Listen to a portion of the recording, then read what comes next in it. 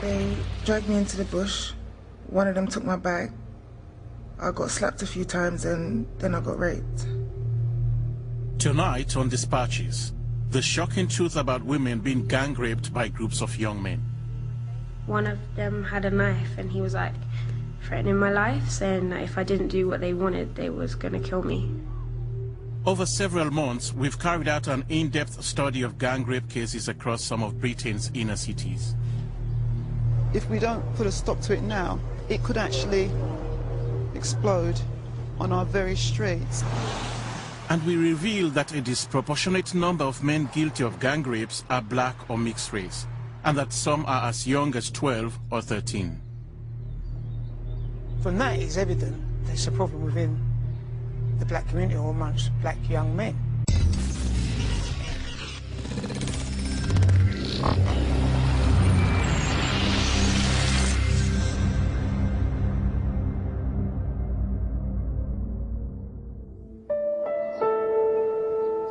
Kerry was raped by a group of young men when she was just 15. She wasn't involved with gangs. She hung out with just a few close friends and had only just started dating boys. We're using actors' voices for all the victims who speak in this film and have changed their names.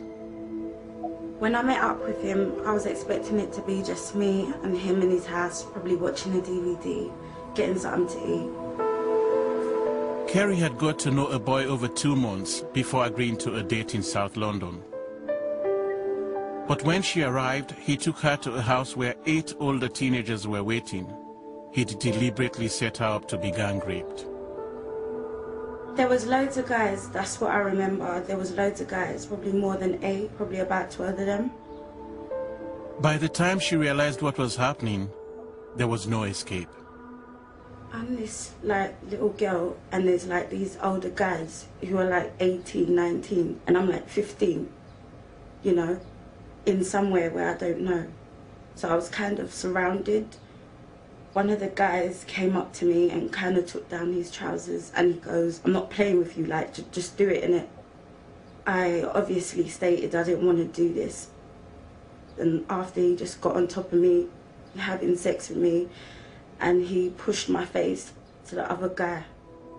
Kerry's ordeal lasted over 2 hours as the 8 young men raped her. She says they were all in their late teens and black. I felt like a ragdoll, that's the best way. Just imagine a ragdoll and a bunch of kids, you know.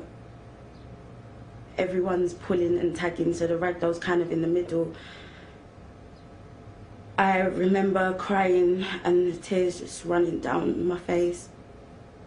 And just trying not to look at any of them. And them just doing it like it was okay, the way they were just so calm about it. Eventually, the boys left Kerry alone in the house. She gathered up her clothes and made her way home. Ashamed, she didn't report the attack and only told her mother much later.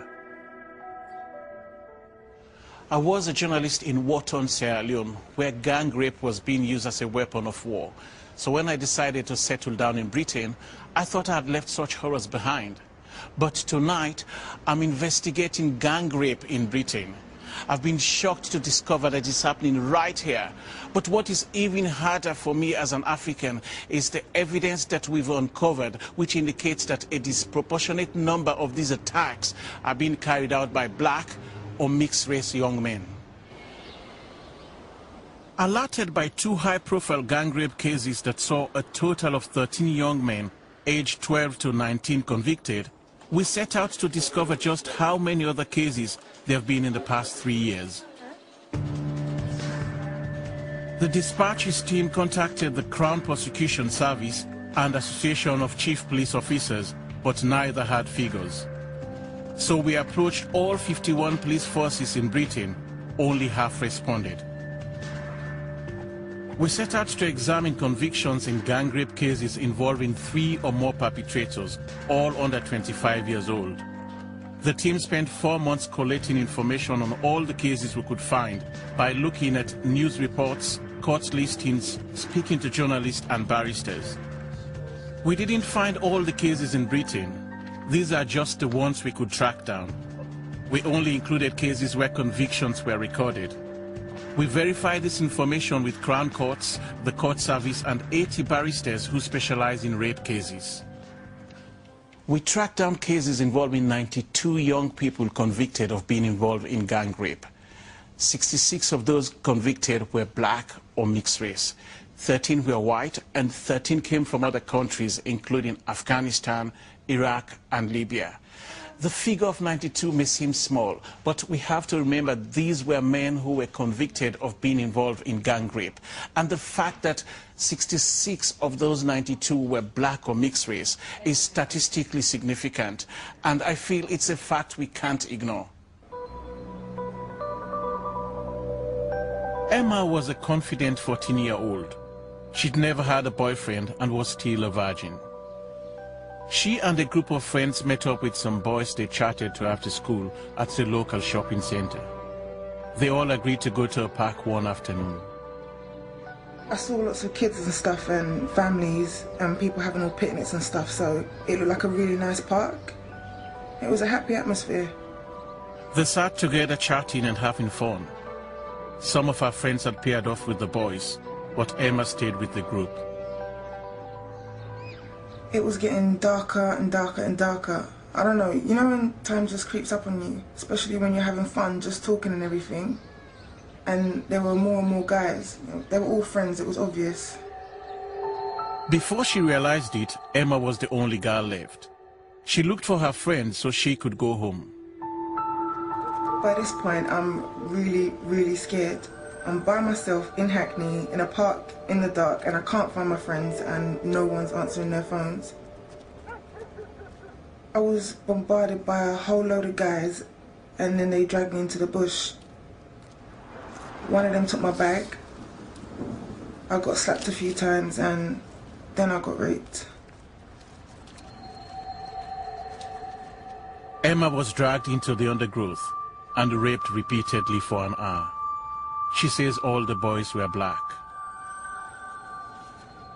The one thing I definitely do remember and never will forget is the way they just kept telling me it's happening to me because I'm ugly. If I was pretty like my other friend, it wouldn't happen. One of the guys had a knife as well, and he kept flashing it around my face. I just had to keep telling myself it's going to be over soon and it wasn't going to last forever. You know, the pain would go away and all of that.